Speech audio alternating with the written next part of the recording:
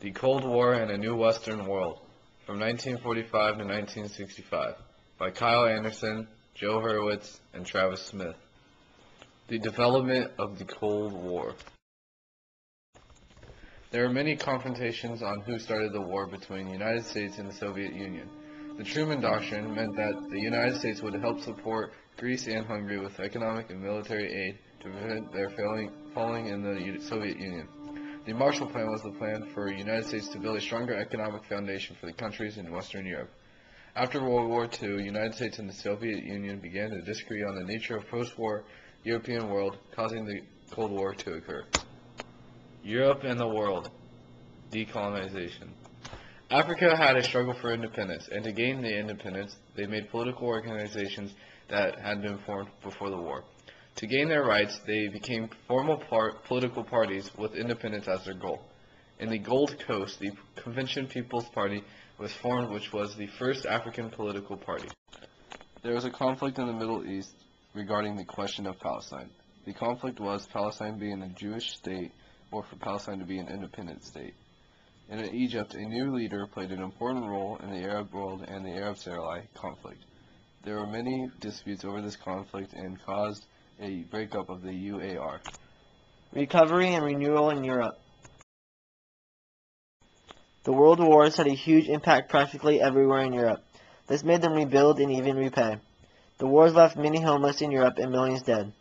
Many transportations in Europe were also destroyed as a result of the war. The United States and Canada, a new era.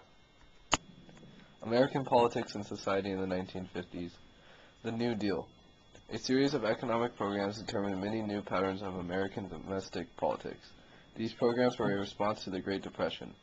It brought changes like a dramatic increase in the role and power of the government, the rise of organized labor as a significant force in economy and politics, the beginning of a welfare state, and a grudging realization of the need to deal fairly with the concerns of minorities. The economic boom after World War II fueled confidence in the American way of life. It was an international period of economic prosperity.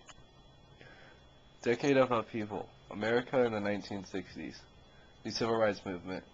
It had its beginnings in 1954 when the U.S. Supreme Court took the step of striking down on the practice of racially segregating the public schools. Because of President Johnson, Congress passed the Civil Rights Act of 1964, which created the machinery to end segregation and discrimination in the workplace and all public places. Civil Rights Movement. Civil Rights Act of 1964. The Voting Rights Act followed the Civil Rights Act to allow the blacks to vote in southern states. Martin Luther King Jr. organized a variety of activities to pursue the goal of racial equality. The development of Canada. Canada experienced many of the same developments as the United States did in post-war years. For the first 25 years after World War II, Canada set out for a new path of industrial development. They developed electric, aircraft, nuclear, and chemical engineering industries. Much of Canadian growth was paid for by the United States, which led to American ownership of Canadian businesses. Canada worried about playing a secondary role politically and militarily to their neighboring superpower. Canada agreed to join NATO in 1949 and sent military forces to fight in Korea the next year. To avoid subordination to the United States, Canada supported the United Nations. The North American Air Defense Command, NORAD, formed in 1957, maintained close cooperation between the air forces of the two countries for the defense of North America against missile attack. Post-war society and culture in the Western world. The structure of European society was altered after 1945. Traditional and middle-class jobs as business people and professionals in law, medicine, and the universities were now available to a new group of managers and technicians. Changes were also made in the lower classes. The number of people working in agriculture declined dramatically, but the size of the industrial labor force remained the same. In West Germany, industrial workers made up 48% of the labor force throughout the 1950s and 1960s. Thereafter, the number of industrial workers began to dwindle as white-collar and service jobs increased. Rising incomes combined with shorter working hours created an even greater market for mass leisure activities. All aspects of popular culture, music, sports, media, became commercialized and often opportunities for leisure activities, including concerts, sporting events, and television viewing. Another visible symbol of mass leisure was the growth of mass tourism. The creation of the welfare state was one of the most noticeable social developments in post-war Europe. The welfare state represented another extension of the power of the state over the lives of its citizens, a process that had increased dramatically as a result of two world wars. The goal of the welfare state was to make it possible for people to live better and more meaningful lives. Women in the workforce had a trend towards smaller families, contributing to the change in the characters of women's employment in both Europe and the United States. The most important development was the increased number of married women in the workforce. Working-class women in particular still earned salaries lower than those of men for equal work. Women in the workforce had a trend towards smaller families, contributing to the change in the characters of women's employment in both Europe and the United States. The most important development was the increased number of married women in the workforce. Working-class women in particular still earned salaries lower than those of men for equal work. The participation of women in the two world wars helped them achieve the right to vote. Already after World War I, many governments began to acknowledge the contributions of women to the war effort by granting them suffrage.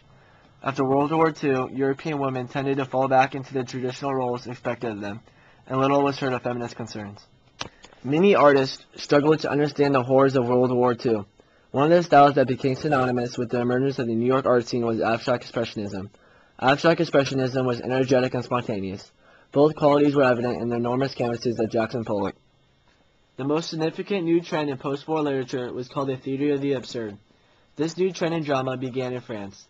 The theater of the absurd reflected its time because the post-war period was a time of delusionment with ideological beliefs in politics and religion. The sense of meaninglessness that inspired the theory of the absurd also underscored the philosophy of existentialism.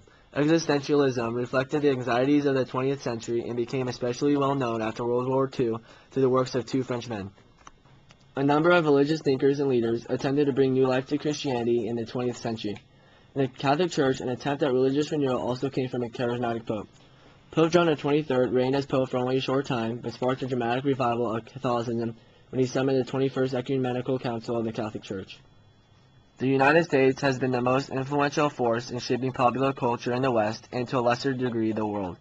The United States has dominated popular music since the end of World War II.